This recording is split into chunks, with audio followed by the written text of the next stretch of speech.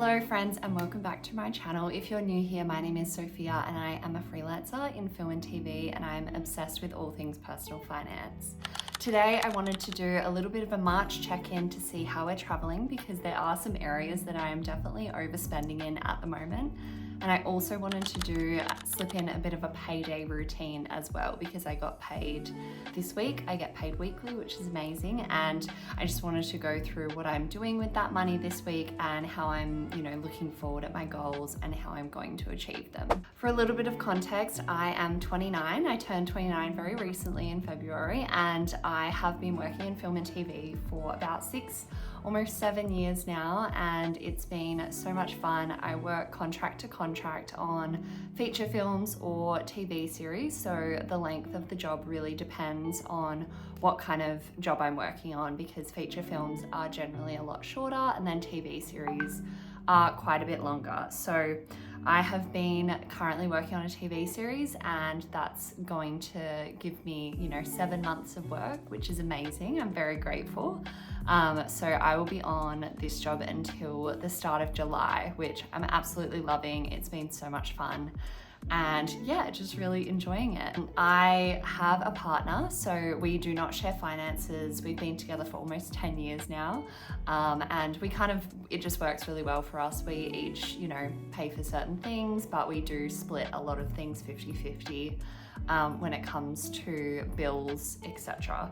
So yeah, no shared finances. This is all just my own income and expenses for the month. As always, before we get started, just a quick little disclaimer that I am just sharing everything here for entertainment and educational purposes only, and this is not financial advice. So I thought first up, I would just take you into March and show you how it's looking. I am going to jump into a spreadsheet for the month. I always link this spreadsheet down below. It's not something that I've created myself. I just bought it off Etsy and they actually kindly gave me an affiliate link. So I will link that below if you are interested. It is amazing. It's a one-time purchase because you can just duplicate it and use it as the years go by, or you can buy like a new version that they make. So genuinely the best spreadsheet ever. It tracks absolutely everything, every single dollar, and it is definitely how I attribute my success when it comes to saving and investing and hitting my financial goals. So let's dive into how March is going. It is currently the 21st of March when I'm filming this, so we're not quite at the end of the month, but there are definitely some categories that are less than ideal and are a little bit over budget. So let's go into it. I will share my screen so that you can see what I'm looking at, and we will dive into everything, and then I'll do a bit of a breakdown of how I've split up my paycheck this week. Okay, so going into March, I obviously pop in a bunch of numbers at the start of every month to sort of predict how I want to spend my money for the month ahead. This is based on a lot of factors. It's what my income might be for that month. It will be how I went last month and if I'm needing to, adjust some goals or adjust some spending habits, which I clearly haven't done this month, as you could probably see. So with this spreadsheet, all you have to do is just go into the log tab and you will be able to log all of your sort of expenses, bills, income, savings, all of that. And then when you have the date populated and everything filled out, it will pre-populate into your monthly calendar, which is amazing. So coming over to March, my expected income for the month is about $11,500 and we're getting pretty close there. I think this is going to be quite accurate because I will get paid once more this month, I believe. So pretty accurate. Also my savings are quite accurate as well, it's looking like, which is awesome. So I did have some pretty high savings goals, but we are hitting them. And a really good benefit and a side note, I guess, because it is quite a privileged position, is when I work away from home on jobs, I get per diems. So this is money that you get for food throughout your days when you're not getting provided meals. So it's really handy because I work in the office, so I never get provided meals, or it's pretty rare that I do. So I end up taking home about $610 a week, from per diems, which is supposed to cover your meals. And obviously I'm never really spending that much per week on meals. This is sort of if you were living somewhere where you don't have cooking facilities, or you actually have to buy your food out, they have to give you enough money to be able to do that. So that's where a lot of the additional income, I guess you could say, comes from. So let's go down. My anticipated income is currently looking like 11,500, and at the moment I've had about 9,600 in income. This is gross, so this includes my tax, because I do like to track how much I get taxed. So far we're looking pretty good. Obviously the bulk of my income is coming from my job, but I do have other little bits of income coming from like referrals. If I've had a referral go through on Raiz, then I will log that here, just because I was interested in how much that would be over the year, because it's something that I share sometimes on TikTok, and then my referral just gets used, which is awesome because it means people are starting their investing journey, which makes me very happy. Bank interest. Generally this will hit, the biggest amount will come in on the last day of the month. So I should be expecting, $250 at the end of this month from my bulk of my savings. Coming across, we're looking pretty good so far with our savings targets. So I'm $6 short of my house account savings. So every time I get paid, I do put money away into different savings pockets. I'm heavily investing at the moment, and I am actually using a lot of my per diems to invest, because I put them into a groceries and per diems saver into my account. So I keep them separate. Every time I get paid, I will put the exact per diem amount into that account so that I can keep tabs on how much I'm spending on groceries and food and how much I have in surplus. And when I reach a certain level of surplus and I have a few thousand saved in there, I will put, for example, this month I decided last week I'd put $1,000 of those per diems into investments, because the market is going really weird at the moment. It is dipping a lot, and so I see it as a good opportunity to buy, which I'm doing at the moment. So that's why I've invested quite a lot this month, and I think I'll probably invest more next pay as well. So I reckon I'll be able to hit my $3,000 goal for the month, which is awesome. Very lucky. Holiday, we are planning on hopefully going to New Zealand soon, which is awesome. So I'm just putting a bit more money into my holiday sinking fund. I think this is currently sitting at about $8,000, which is awesome. I just like to keep this topped up because you never know when you want to take a holiday.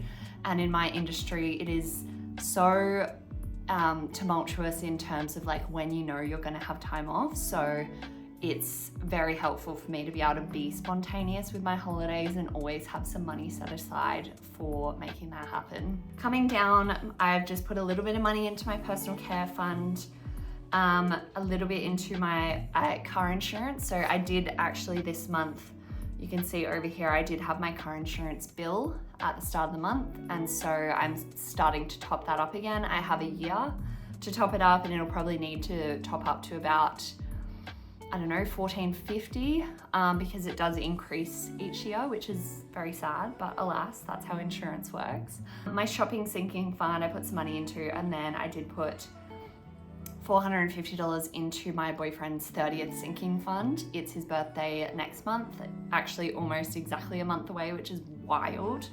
I actually finally think I know what I want to get him, which is great. And so I have just been putting some money aside to buy something really good or an experience or something for his birthday. And I think I know what I want to get him. So very pleased about that and glad that I've put the money aside to make it happen. Okay, coming over to bills. So as you can see, I've already paid all of my rent for the month, so I shouldn't need to pay another one this month, I don't think. It might be a three fortnight payment this month. I'm not entirely sure. I think it just depends. I think if I paid it on the Wednesday of, the week, it'll end up being the 1st of April. So anyway, we'll see how we go with that. And then internet, All of my other bills are looking pretty standard. There's some bills that haven't come out yet, so I'll just expect them in the next week or so, but I always account for them. And yeah, my big one this month was definitely my car insurance, which is a bit of a bummer, but got to pay that car insurance, got to be insured. I do have comprehensive car insurance, so I choose to pay it yearly because it works out to be a bit cheaper and more affordable, which is always a win. So I just save up as the year goes by, and then every time this bill comes in, I already have the money sitting there in a sinking fund. I can just pay the bill straight away, which is a really good feeling. I don't know if I will be going to the chiropractor this month. I think I have an appointment booked for next weekend, but I'm not entirely sure if I'm gonna be there for it, so I might need to cancel. We'll see how we go. And then just a few more bills that are still to come out. Now, this is where it gets a bit juicy for this month. I have definitely been overspending. So groceries, I did actually buy groceries today and I haven't logged it yet, so I'm gonna be over in my grocery budget already. I spend a lot of money on groceries, and I think part of it is because I'm not sharing my groceries with anyone. So sometimes, or like when I'm, living not away from home and I have my partner home, we share the load of who gets groceries. So I feel like I'm just having to buy all the groceries and I'm eating all the groceries, and it's just hard to keep it under, especially when I'm buying from the farmer's market, which is so nice. I love getting my food from there, but it is slightly more expensive. Eating out, I've already spent over on this one as well. I did have a few little eating out moments. Last weekend in Perth, I did buy my boyfriend and I breakfast, and I got us lunch as well. So yeah, but the night before he bought me a bunch of drinks when we were out. So I feel like we're still not even to be honest when it comes to that. But it just ebbs and flows of like who pays for things. And I feel like neither of us feel like we are owed anything. It's a give and take. Fuel, okay, fuel prices are cooked at the moment, and I did have to go to Perth pretty much when all the fuel chaos happened. So I spent about $160 on fuel in a week, which is insane because I went up and down to Perth. So that was a bit of a bummer. So hopefully I have fueled up completely, so I shouldn't have to fuel up again this month, which is just gonna leave it at that $260 for the month. I did notice that there was an Payday sale for New Harvest, and I had run out of a bunch of things, so I did buy 3 things for $102. Alcohol, I have spent way too much on alcohol this month, which is such a bummer. But alas, I've had fun. I've just bought, that was some cocktails, some drinks out. I don't know what to say about that. Car expenses, I was in dire need of washing my car, and so that is what that has been. So I didn't really anticipate that, but my car gets absolutely wrecked down here, so I really needed to wash it. It was quite diabolical. Gifts.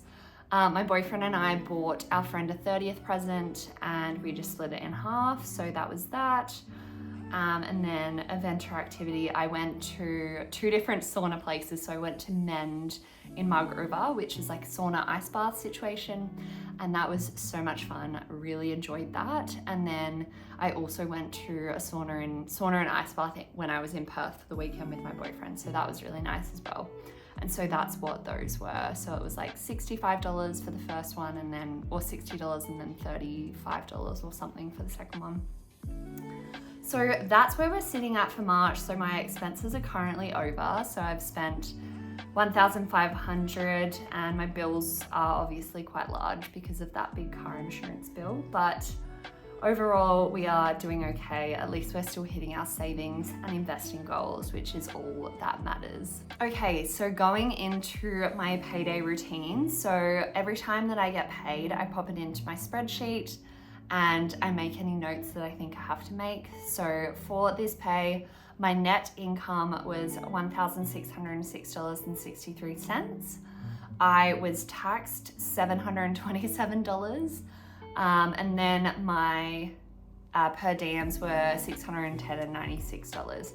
So I got a little bit of overtime because there was a few hours across the week that I had to stay behind a little bit longer, but honestly a pretty standard and low week in terms of overtime or any excess pay. I didn't have to work a Saturday or, you know, a public holiday and whatnot. So very standard when it comes to income for that. And so when I get paid, as soon as it lands into my bank account, it lands into one bank account, which I would just say is the bank account that I receive money into, but I don't really use that much. And then I will transfer it across to my main account. And so I ended up putting the $610.96 that I had in per diems into my groceries and per diem sinking fund. I remember I put $250 into my rent and bills sinking fund. I put $200 into my holiday savings fund, $100 into my insurance sink, $100 into West's 30th, $250 into my house account, and then I also put $400 into investments. And so I am definitely putting, you know, money into all of the places that I'm focusing on. And then I don't really leave much money left over because I've got groceries covered. I've got sinking funds for anything that I want to do. So I don't actually need to leave a lot of money sitting in my account. So I think I was left with probably just shy of $100 in my card, which I will just, you know, use as I need to and then buy groceries. And then there's a great feature on Up where you can cover from a saver. And so if I go to the shops and buy groceries, I'll cover from my groceries and per diems saver. So I've always got a similar amount of money on my card in case I need it. So that's how I divvied up my this pay. It does change week to week. I don't really have an inbuilt system of how I like to do things, but I always put money into my rent and bills account. I always invest and I always save into my house account. So those are my 3 non-negotiables. And then everything else is adjusted in relation to how those goals are sitting. So that is how I do it. And it is very simple. I do it as soon as I get paid. So there is no waiting when it comes to it. As soon as that money hits my bank account, I am transferring it into the different accounts that I need it to be allocated to. That is all for my March check-in and my payday routine. Thank you so much for watching. If you enjoyed the spreadsheet that I was using and you feel inspired to use something like this, I do have a link down below. And as always, thank you so much for watching. Please like and subscribe, leave a comment. It is free to do so and helps me out a lot. And I will see you in my next video. Thanks so much. Bye.